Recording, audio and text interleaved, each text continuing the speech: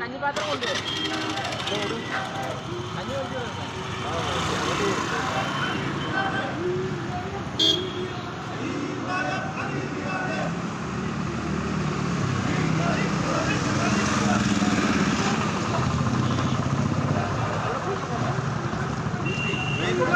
പിൻവലിക്കുക.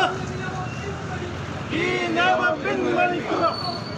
ഓട്ടോക്കാരുടെ പ്രതിഷേധം. ഓട്ടോക്കാരുടെ പ്രതിഷേധം.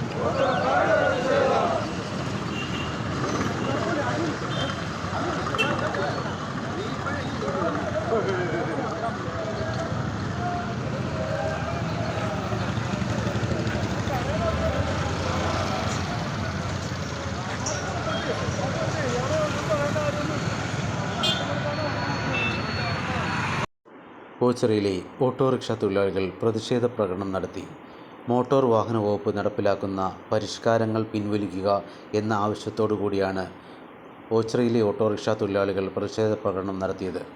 പ്രകടനത്തിന് സിദ്ദീഖ് മണ്ടത്ത് പുത്തൻവീട്, ശിവൻ, ജയൻ, ബെല്ല എന്നിവർ നേതൃത്വം നൽകി.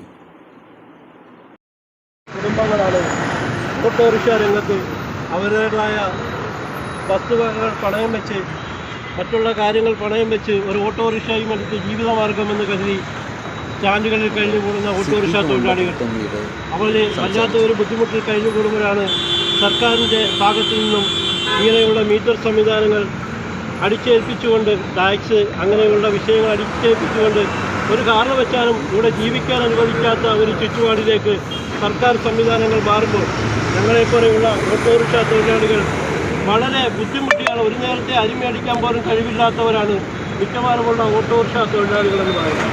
ഈ പൊരിഞ്ഞ വെയിലത്തും ഞങ്ങളിവിടെ വന്ന് ഇങ്ങനെ കഴിഞ്ഞു കൊടുക്കുന്നു.